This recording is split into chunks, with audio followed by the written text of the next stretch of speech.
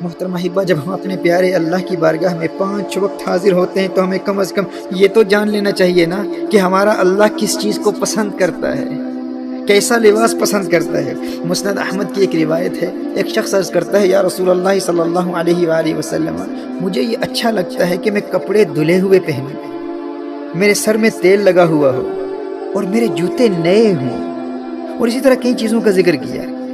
اور پھر عرض کرتا ہے یا رسول اللہ صلی اللہ علیہ وسلم، کیا یہ چیزیں تکبر ہیں؟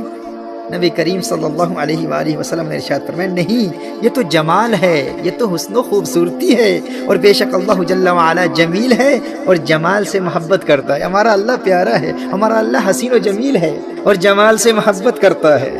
اللہ اکبر۔ اچھا، یہاں اس بات کی بھی وضاحت کر دوں کہ کچھ نادان علماء اپنے بیانات میں، لیکچرز میں یا کتابوں میں بھی اس حدیث کا ترجمہ کرتے ہوئے کہتے ہیں کہ اللہ خوبصورت ہے اور خوبصورتی کو پسند کرتا ہے۔ یاد رکھیے، اللہ کو خوبصورت نہیں کہا جائے گا۔ کیوں؟ کیونکہ اللہ جل وعلا صورت سے پاک ہے۔ اللہ کو خوبصورت نہیں کہتے، اللہ کو حسین و جمیل کہتے ہیں۔ وہ حسن والا ہے، جمال والا ہے، وہ حسین و جمیل ہے۔ تو نبی کریم صلی اللہ علیہ وآلہ وسلم نے ارشاد فرمایا بے شک اللہ جمیل ہے اور جمال سے محبت کرتا ہے، لیکن تکبر حق کا انکار کرنا ہے اور لوگوں کو حقیر جاننا ہے۔ اگر کوئی شخص اچھا اور قیمتی لباس پہن کر لوگوں کی تحقیر کرتا ہے، لوگوں کی تذلیل کرتا ہے اور اپنے آپ کو برتر ثابت کرنے کے لیے لوگوں کی توہین کرتا ہے، تو ایسے شخص کے لیے قیمتی لباس پہننا جائز نہیں ہے، کیونکہ وہ متکبر ہے۔ لیکن اگر کوئی اپنے آپ کو ان بری خصلتوں سے محفوظ رکھتے ہوئے اللہ جل وعلا کی نعمتوں کے اظہار کے لیے اچھا لباس پہنتا ہے، تو نبی کریم صلی اللہ علیہ وسلم نے ارشاد فرمایا اللہ جمیل ہے اور جمال کو پسند کرتا ہے۔ سبحان اللہ۔ اور سنن ترمذی کی ایک پیاری حدیث ہے، میرے آقا صلی اللہ علیہ وآلہ وسلم نے ارشاد فرمایا اللہ جل وعلا یہ پسند کرتا ہے کہ وہ اپنے بندے پر اپنی نعمت کا اثر دیکھے۔ سبحان اللہ۔ اور اس موقع پر یہ حدیث بھی ذہن میں آ رہی ہے کہ اللہ جل وعلا سے ملاقات کے لیے بہترین لباس سفید لباس ہے۔ سبحان اللہ۔ قبر میں بھی اور مسجد میں بھی، جب انسان قبر میں جاتا ہے تو سفید لباس پہن کر جاتا ہے، اور مسجد میں جو لباس اللہ کو پسند ہے یا نماز کی حالت میں جو لباس اللہ جل وعلا کو سب سے زیادہ پسند ہے وہ سفید ہے۔ تو محترمہ حبہ، اس جاہلانہ تصور کو ختم کیجئے کہ عبادت کے دوران عمدہ لباس نہیں پہننا چاہیے۔ خذوا زینتکم عند کل مسجد، یہ قرآن کریم کی آیت ہے۔ اور دیکھیے، مصنف ابن ابی شیبہ کی ایک روایت ہے کہ محمد بن سیرین علیہ رحمہ نے فرمایا کہ حضرت تمیم نے 1000 درہم کی چادر خریدی جس کو پہن کر وہ نماز ادا کرتے تھے۔ یعنی اس قدر مہنگی چادر صرف اس لیے خریدی کہ یہ چادر پہن کر اللہ جل وعلا سے ملاقات کیا کریں گے۔ یعنی جب بھی اپنے رب سے ملاقات کروں گا تو اپنے پسندیدہ اور قیمتی لباس میں ملبوس ہو کر ملاقات کروں گا۔ بھائی دنیا داروں سے ملتا ہوں، دنیا کی اہم شخصیات سے ملتا ہوں، تو اس وقت اپنا پسندیدہ لباس پہنتا ہوں، اور اللہ سے ملاقات کروں تو پرانے کپڑے پہن۔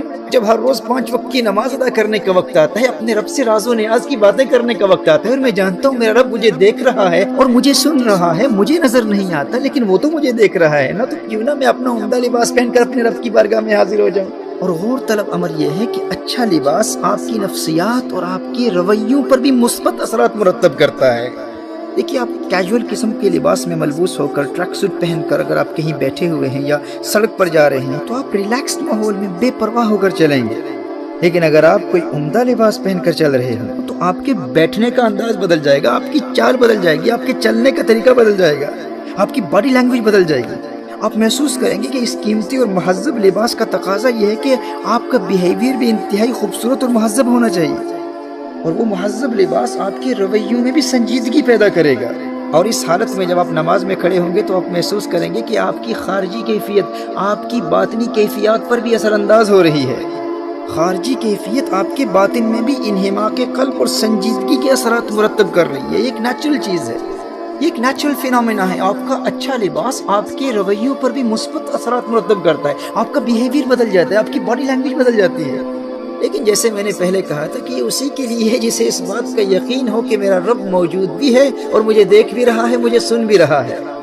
جیسے کوئی اسکائپ پر بیٹھا ہوا ہے اور کسی سے باتیں کر رہا ہے، لیکن جس سے وہ باتیں کر رہا ہے وہ نظر بھی نہیں آ رہا اور اس کی آواز بھی اسے سنائی نہیں دے رہی، لیکن اسکائپ کی اس جانب سے باتیں کرنے والا یہ یقین رکھتا ہے اور اسے اعتقاد جازم حاصل ہے کہ اس جانب کوئی موجود ہے، دیکھ بھی رہا ہے اور سن بھی رہا ہے، لیکن جسے اس بات کا یقین ہی نہیں کہ کوئی اس جانب موجود بھی ہے یا نہیں، دیکھ رہا ہے یا نہیں، سن رہا ہے یا نہیں، مجھے فرق نہیں پڑتا بھائی، میں تو اس طرف سے باتیں کر رہا ہوں، مجھے اس بات کا کیا فرق پڑتا ہے ادھر کوئی ہو یا نہ ہو، میں تو باتیں کر رہا ہوں نا، اور میں وقتاً فوقتاً باتیں کرتا رہوں گا، اور اس سے اس بات کا یقین ہی نہیں ہے کہ اس جانب کوئی ہے بھی یا نہیں۔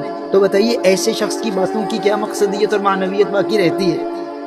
اور وہ جب اس بے یقینی کے عالم میں باتیں کرے گا تو اس سے کس قدر قلبی حضوری حاصل ہوگی، اور کس محبت سے بات کرے گا جب اسے یقین ہی نہیں ہے کہ ادھر کوئی ہے بھی یا نہیں۔ بات سمجھ رہے ہیں نا میرے دوستو؟ جب اسے اس بات کا یقین ہی نہیں کہ کوئی اس جانب سے اسے دیکھ رہا ہے، وہ نظر نہیں آتا لیکن وہ دیکھ رہا ہے، تو پھر وہ کیوں اچھے کپڑے پہنے گا بھائی؟ وہ کیوں عمدہ اور قیمتی لباس میں ملبوس ہو کر بیٹھے گا؟ لیکن جسے اس بات کا یقین ہو کہ اس جانب کوئی موجود بھی ہے، وہ دیکھ بھی رہا ہے، وہ سن بھی رہا ہے، وہ خلاق کائنات ہے، وہ پروردگار عالم ہے، وہ مجھ سے محبت بھی کرتا ہے، اور جس پیار بھرے لہجے میں اس سے باتیں کر رہا ہوں وہ میری باتیں اسی پیار سے سن بھی رہا ہے، اسی پیار سے مجھے دیکھ بھی رہا ہے، جسے اس بات کا یقین ہو، پھر وہ پیارے کپڑے پہن کر اس رب کی بارگاہ میں حاضر ہوگا، وہ مکمل تیاری کے ساتھ اس رب کی بارگاہ میں حاضری کا شرف حاصل کرے گا۔ اور عبادت کے لیے میرے آقا صلی اللہ علیہ وآلہ وسلم نے یہی حکم دیا ہے نا کہ اس بارگاہ کے ادب کا تقاضا یہ ہے کہ تم اس بارگاہ میں حاضری کا شرف یوں حاصل کرو گویا کہ تم اسے دیکھ رہے ہو، اور اگر یہ کیفیت حاصل نہیں کر پاتے تو کم از کم یہ یقین تو ضروری ہے کہ وہ مجھے دیکھ رہا ہے، وہ نظر تو نہیں آتا لیکن موجود بھی ہے، وہ دیکھ بھی رہا ہے اور سن بھی رہا ہے۔ اللہ اکبر۔